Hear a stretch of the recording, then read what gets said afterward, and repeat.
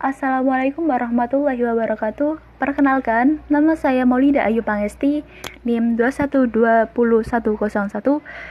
Saya mewakili teman-teman saya akan mempresentasikan hasil diskusi kita. Kelompok 2 terdiri dari 1. Fauzia Zalfa, NIM 21267, 2. Dian Dewi Lestari, NIM 21280, 3. Maulida Ayu Pangesti, NIM 212101, 4. Akmal Rizky Saniatul Husna, NIM 212108. Pada pertemuan kali ini kita akan membahas tentang teori psikologi perkembangan berdasarkan sudut pandang psikoanalisis dan kognitif.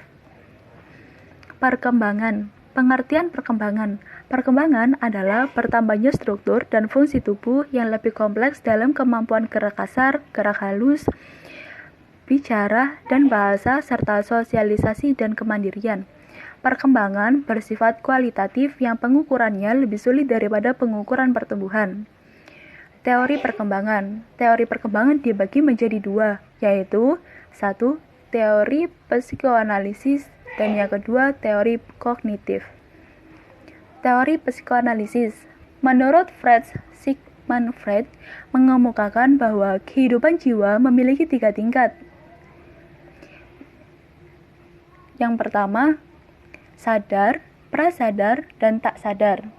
Tahun 1923, Freud mengenalkan 3 model struktural yang lain, yakni id, ide, id, ego, dan superego.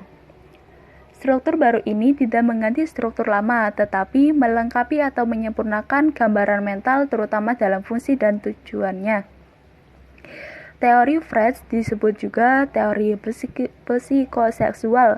Menurutnya, para bayi terlahir dengan kemampuan untuk merasakan kenikmatan apabila terjadi kontak kulit, dan para bayi itu memiliki semacam ketegangan di permukaan kulit mereka, yang perlu diredakan melalui kontak kulit secara langsung dengan orang lain.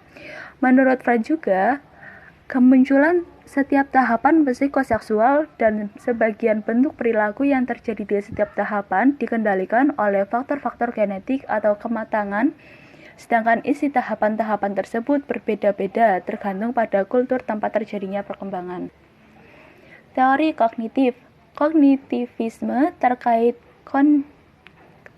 kognisi, knowing, yaitu kegiatan untuk mengetahui sesuatu yang mencakup perolehan, pengorganisasian, dan pemakaian pengetahuan. Artinya, kognisi fokus pada memori, atensi, persepsi, bahasa, rasio, pemecahan masalah, dan kreativitas, serta peran struktur mental atau pengorganisasiannya dalam proses mengetahui sesuatu. Menurut Pai dan Andre, psikologi kognitif adalah studi tentang struktur kognisi dan komponennya dalam memproses informasi.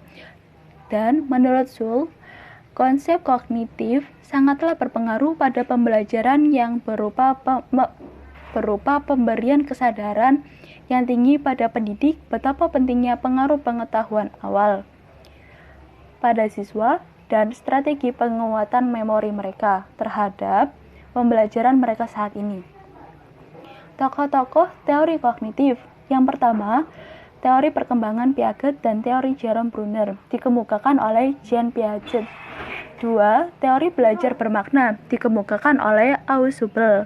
3. Teori kognitif field dikemukakan oleh Kurt Lewin. 4.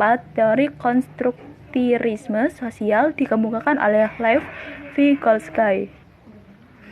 Implikasi teori kognitif terhadap kurikulum dan model pembelajaran. 1. Teori Piaget memberikan arahan tentang krusialnya inisiatif diri setiap anak pada perkembangan kognitif mereka, sehingga diperlukan kurikulum yang memberikan kesempatan belajar yang relevan dengan belajar penemuan melalui interaksi dengan lingkungan. 2. Model pembelajaran yang diterapkan yaitu 1. Pembelajaran konstruktivisme, 2. Pembelajaran penemuan, 3. Pembelajaran bermakna, 4. Advanced Organizers. Sekiranya cukup sekian dari presentasi saya, selanjutnya sesi tanya jawab akan dipimpin oleh moderator. Cukup sekian dari saya, kurang dan lebihnya mohon maaf. Wabillahi taufiq wal hidayah. Wassalamualaikum warahmatullahi wabarakatuh.